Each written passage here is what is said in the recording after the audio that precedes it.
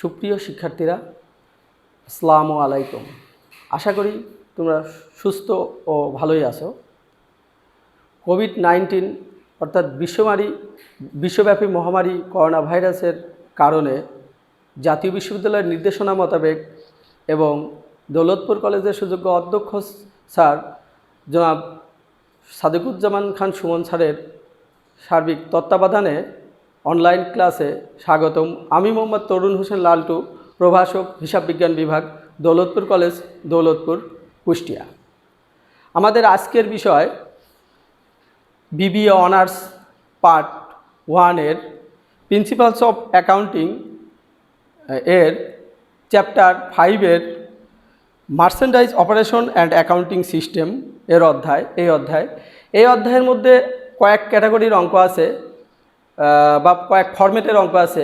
Periodic and perpetual inventory system, gross basis and net basis, তারপরে FIFO LIFO, weighted average, simple average.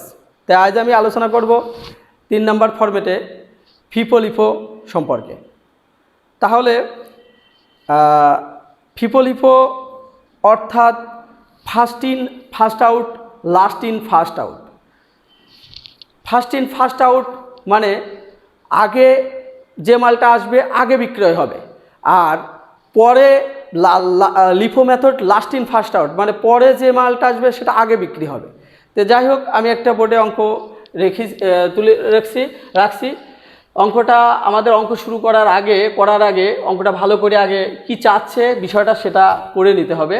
এখানে Gerald D Englehart company uses a perpetual inventory system. Gerald D Englehart company ব্যবহার করে perpetual inventory system অর্থাৎ নিত্য মজুত প্রণালী ব্যবহার করে। The company has the sum inventory purchase sales data for the month of March as shown. March মাসের বিক্রয় এবং ক্রয় এবং মজুত পণ্যের পরিমাণ দেওয়া আছে। আমরা দেখতে পাচ্ছি inventory March 1 200 unit at the rate of টাকা 4 টাকা, টাকা 800 টাকা। অর্থাৎ গত মাসের ফেব্রুয়ারি মাসের সমাপনীটা মার্চ মাসের 1 তারিখে সেটা প্রারম্ভিক হয়ে থাকে। তো এখানে দেওয়া আছে প্রারম্ভিক ব্যালেন্সটা দেওয়া আছে। এরপরে ক্রয় করছে মার্চের 10 তারিখে ক্রয় করছে 500 unit at the rate of টাকা 4 টাকা 50 পয়সা, 2250 টাকা। এরপর আমরা দেখতে পাচ্ছি আবার 20 তারিখের ক্রয় করছে 400 unit at the rate of 4 টাকা 75 পয়সা, 1900 টাকা। এরপরে আমরা 30 তারিখে ক্রয় করছে 300 ইউনিট 5 টাকা করে 1500 টাকা। এই মাসের মধ্যে আবার সেলস বিক্রয় করছে 15 তারিখ 500 ইউনিট এবং 25 তারিখে বিক্রয় করছে বা ইস্যু করছে 400 unit. The physical inventory count on March 31 500 unit on hand. অর্থাৎ 31 মার্চ শেষে 500 ইউনিট হাতে আছে বা মজুত আছে। কি চাচ্ছে? ইনস্ট্রাকশন নির্দেশনা দিচ্ছে determine the cost of inventory on hand at March 31। অর্থাৎ 31 মার্চ শেষে আমাদের কয় টাকা আর মজুত পণ্যের মূল্য কয় টাকা আছে এবং cost of goods sold March 31। অর্থাৎ 31 মার্চ থেকে বিক্রিত পণ্যের ব্যয় বা কস্ট অফ গুডস সোল্ড এর মূল্য কয় টাকা আছে সেটা যাচ্ছে আন্ডার ফিফো এবং LIFO method. First in first out এবং last in first out method করতে বলছে। তো এখন আমরা অঙ্ক শুরু করব। প্রথমে কোম্পানির নাম লিখতে হবে, gerund D ইনজেলহার্ট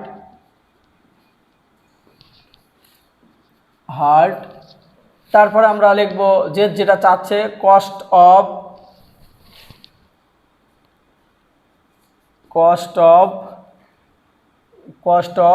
inventory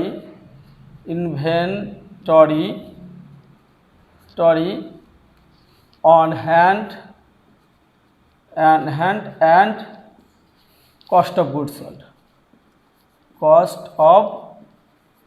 goods sold. Calculation of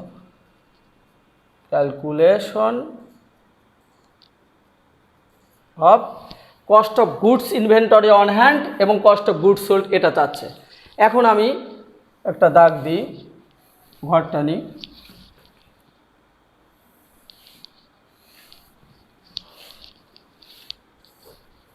এখানে ডেট এরপরে এই ঘরের মধ্যে আর মাঝে একটা ঘর হবে,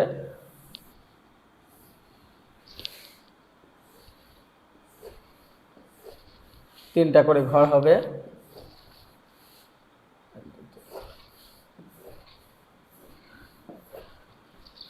কি আছে? Purchase, purchase, cost of goods sold, cost of goods sold, sold, balance. এখানে প্রত্যেকটি ঘরের এবার নাম লিখি। ইউনিটস, রেট, টাকা, কস্ট, টাকা, এরপরে হচ্ছে ইউনিট, রেট, টাকা, কস্ট, এরপর ইউনিটস, রেট, কস্ট এবং টাকা। তাহলে আমরা দেখতে পাচ্ছি যে জানুয়ারি, এটা মার্চ মাস দিয়ে অঙ্ক শুরু হয়েছে, তাহলে মার্চ 1 1 তারিখে মজুদ আছে 200 unit at the rate of 4 টাকা 800। তাহলে ব্যালেন্স ছিল কত 1 তারিখে? 200 ইউনিট, 200 ইউনিট 4 টাকা, তাহলে 800 টাকা, 800 টাকা। এরপরে আমরা এটা ক্লোজ করে দিই। এরপরে আমরা দেখতে পাচ্ছি মার্চের 10 তারিখে ক্রয় করছে। এখানে অবশ্য পারচেস এর জায়গায় রিসিপ্টও লেখা যায়, কস্ট অফ গুড সোল্ডের জায়গা ইস্যুড লেখা যায়, সমস্যা নেই। তো এখন 10 তারিখে ক্রয় করছে 500 ইউনিট 4 টাকা 50 পয়সা। তাহলে মার্চ 10 কত ইউনিট ক্রয় করছে? 500 ইউনিট ক্রয় করছে 4 টাকা 50 পয়সা। টোটাল টাকা হবে 2250 টাকা। তাহলে আমাদের ওপেনিং ব্যালেন্স কত ছিল? 200 ইউনিট 4 টাকা রেটে 800 টাকা। এটা এখানে যা আছে সেটাই উঠাবো। তার পরবর্তীতে আবার 10 তারিখে ক্রয় করছে 500 ইউনিট 4 টাকা 50 পয়সা, 2250 টাকা। এটা পরের লাইনে লিখবো। 500 ইউনিট 4 টাকা 50 পয়সা হয় 2250। এই লাইনটা হয়ে গেল। এরপরে দেখছি 10 তারিখের পরে আবার কিন্তু বিক্রি করছে 500 ইউনিট। 500 ইউনিট 15 তারিখে যে বিক্রয় করছে 500 ইউনিট। তো এখন আমার উদ্দেশ্য যে ফিপো মেথড, ফিপো মেথডের কী চাচ্ছে? ফার্স্ট ইন ফার্স্ট আউট, আগে যে মালটা আসছে ওইটা আগেই বিক্রি করতে হবে। তাহলে এখানে আমার কিন্তু এখন আমি 15 তারিখে যে বিক্রি করব 500 ইউনিট। এখন আমার ফিপো মেথডের উদ্দেশ্য কি? এখানে ফিপো মেথড, ফিপো মেথড, মেথড, ফিপো মেথড লিখি, ফিপো মেথড। তো এখন ফিপো মেথডে এখানে হচ্ছে প্রথমে 500 ইউনিট বিক্রি করবো। তো 500 আগের মাল আগে কত আছে? 200 ইউনিটের আছে। তাহলে 200 ইউনিট কয় টাকা? 4 টাকা রেট আছে, ওটা আগে বিক্রি করে দিই 800। আর আরও দরকার কত? 500-র মধ্যে আমি হচ্ছে 200 ইউনিট বিক্রি করলাম 4 টাকা রেটে। আর থাকলো আরও দরকার, আরও বিক্রি করবো কত? 300 ইউনিট। তাহলে এই 500-র মধ্যে এবার 300 ইউনিট বিক্রি করবো কয়টা রেটে? 4 টাকা হচ্ছে 50 পয়সা। তাহলে তাহলে আমাদের এখন কত হবে? তাহলে এখানে 1350, 300 ইউনিট 4 টাকা 50 পয়সা হলে 1350 হবে। এরপরে আমরা আসি, থাকলো কত? 500-র মধ্যে 300 যদি বিক্রি হয়ে যায় থাকতেছে 200 ইউনিট। আর রেট কত? যে রেট যা আছে তাই এত। তাহলে এখানে থাকতেছে 4 2 8 900 থাকতেছে অ্যামাউন্ট। তাহলে আমাদের এটা মোটামুটি কমপ্লিট হয়ে গেল। এরপরে আমরা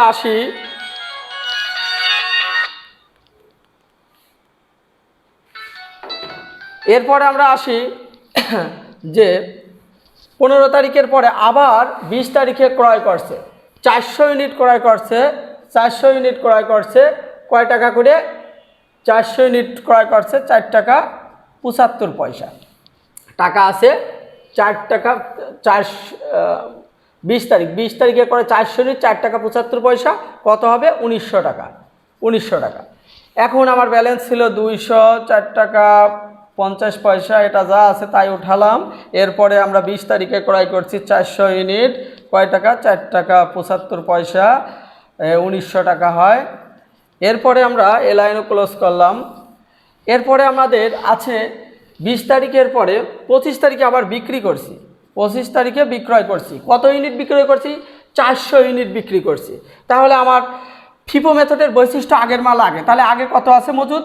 200 ইউনিট। তাহলে এই 200 ইউনিট আমরা বিক্রি করি 4 টাকা 50 পয়সা, হবে 900 টাকা। আরও আমি বিক্রি করব কত? 400 ইউনিট বিক্রি করব। এর মধ্যে 200 ইউনিট আগের মজুদারি আর থাকলে 200, এই 400-র মধ্যে এবার 200 হচ্ছে বিক্রি করতে হবে। তো 4 টাকা কত? 75 পয়সা। এখন 4 টাকা 75 পয়সা। তো এখন আমরা 4 টাকা 75 পয়সায় 200 ইউনিট, 4 টাকা 75 পয়সা 950 থাকলো কত? আর থাকলো 200 ইউনিট, 4 টাকা কত? 75 পয়সা। তাহলে এটা গুণ করলে 900। এরপরে আমাদের 30 তারিখে আছে কি আছে? আবার ক্রয় করছে 300 ইউনিট 5 টাকা করে, 300 ইউনিট 5 টাকা করে, 5 টাকা করে 3 5 1500, অঙ্কের মধ্যেও দেওয়া আছে। এরপরে আমাদের এখানে কত? 200 ইউনিট যা আছে তাই উঠালাম 900 টাকা। আর এখানে 30 তারিখে ক্রয় করছি 300 ইউনিট, 300 ইউনিট 5 টাকা, তাহলে 1500 টাকা, 1500 টাকা। এখানে একটু ভুল হয়েছে, 950 টাকা হবে। তো যাই হোক, এখানে আমাদের উত্তর চাচ্ছে যে কস্ট অফ গুডস, এখানে অঙ্কের মধ্যে দেখি determine cost of inventory on hand এবং কস্ট অফ গুডস সোল্ডের মূল্য চাইছে। তাহলে আমার আর একটা কথা বলে দিচ্ছিল অঙ্কের মধ্যে, 31 মার্চ শেষে 500 ইউনিট কিন্তু অন হ্যান্ড থাকবে। তাহলে যে 200 আর 300 যোগ করলে 500, আর এখানে যোগ করলে পারে কত হবে? এখানে যোগ করলে পারে হবে। আর একটা উত্তর চাইছে, এটা হচ্ছে কস্ট অফ ইনভেন্টরি অন হ্যান্ডের মজুদ থাকবে বছর শেষে 500 ইউনিট এবং এর মূল্য হবে কত? 2450। আর আছে কস্ট অফ গুডস সোল্ডের মূল্য চাইছে। তাহলে এইগুলো কস্ট অফ গুডস সোল্ড, এগুলো যোগ করতে হবে। এগুলো যোগ করলে পারে আমাদের হবে 4000 টাকা হবে, 4000। তাহলে এটাই আমাদের মূলত অঙ্ক ফিফো মেথডের ছিল। এরপরে আমরা অঙ্ক করব লাস্ট ইন ফার্স্ট আউট, যেটা এটা রিকোয়ারমেন্ট, এটা কিন্তু রিকোয়ারমেন্ট 1, এটা রিকোয়ারমেন্ট 1 ছিল। এরপরে আমি অঙ্ক করব রিকোয়ারমেন্ট 2। এটাও চাইছে calculation of cost of goods inventory on hand and cost of goods sold, এটাই লাগবো, কোম্পানির নাম লাগবো। আর এখানে লাগবো আমরা লিফো মেথডে কাজ করতে হলে পারে আমাদের কিছু জিনিস এখানে আমরা মুছে দিই।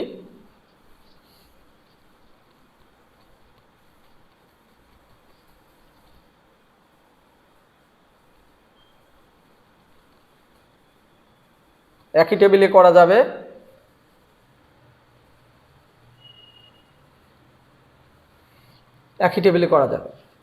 এখন আমরা দেখতে পাচ্ছি যে লিফো মেথডেও ওপেনিং ব্যালেন্স ছিল 200 ইউনিট 4 টাকা করে, তাহলে 800 টাকা। তারপরে 10 তারিখে ক্রয় করছিল 500 ইউনিট 4 টাকা 50 পয়সা, 2250 টাকা। এটা হচ্ছে প্রথমে উঠালাম, তারপরে 500 ইউনিট নিচে উঠালাম, 500 ইউনিট 4 টাকা 50 পয়সা, 2200 এত টাকা, 2250 টাকা, এটা উঠালাম আমরা।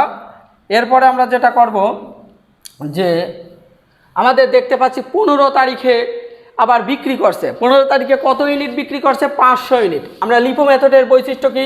লিফো মেথডের লাস্ট ইন ফার্স্ট আউট, অর্থাৎ পরের মালটা আগে বিক্রি করতে হবে। তাহলে এখানে আমার 15 তারিখে যে দেখতে পাচ্ছি যে 500 ইউনিট বিক্রি করবে, তাহলে 500 ইউনিট বিক্রি করবে লাস্টের। এখানে দুইটা মজুত পণ্য আছে, একটা 200 আর একটা 500। তাহলে লিফো মেথডে পরের মালটা আগে বিক্রি করবে, পরে কোনটা? 500। তাহলে 500 ইউনিট হচ্ছে কয় টাকা আছে? 4 টাকা 50 পয়সা, তো হবে কত? 2250। আর এটা অবিকৃত অবস্থায় থেকে যাবে 200 ইউনিট 4 টাকা করে, 4 টাকা 800, এটা অবিকৃত অবস্থায় থেকে যাবে, এটা লিখে দিলাম আমরা। এরপরে আমরা 20 তারিখে আবার নতুন করে ক্রয় করতেছে 400 ইউনিট 4 টাকা 75 পয়সা, 1900 টাকা। এখানে আমরা লিখলাম প্রথমে 200 ইউনিট যেটা মজুত আছে সেটা লিখলাম, লেখার পরে এরপরে 20 তারিখে যেটা আছে 400 ইউনিট 4 টাকা 75 পয়সা, 1900 টাকা। এরপরে আমরা আসি, আবার দেখতে পাচ্ছি 25 তারিখে বিক্রি করছে 400 ইউনিট।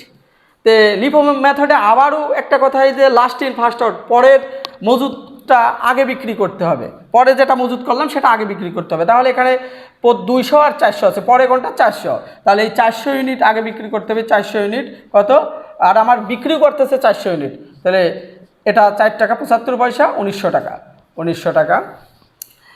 এখন আর থাকলো কত, 200 ইউনিট, 200 ইউনিট 4 টাকা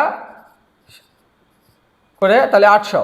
এরপর আবার দেখতে পাচ্ছি 30 তারিখে ক্রয় করছে 300 ইউনিট ক্রয় করছে, আমি এখানে অঙ্কের মধ্যে উঠা রাখছি 300 ইউনিট 5 টাকা করে 1500, তাহলে এখানে আমরা 200 ইউনিট 4 টাকা করে 800, আর হচ্ছে 30 তারিখে ক্রয় করছি 300 ইউনিট 5 টাকা রেটে 1500 টাকা, 1500 টাকা।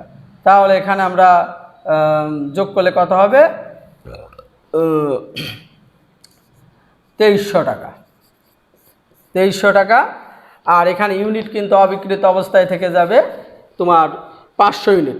তাহলে আমাদের কস্ট অফ গুডস ইনভেন্টরির যেটা আছে, cost of inventory on hand থাকবে বলছে অঙ্কের মধ্যে 500 ইউনিট থাকবে, 500 হয়ে গেল, আর হচ্ছে এর মূল্য হবে 2300 টাকা।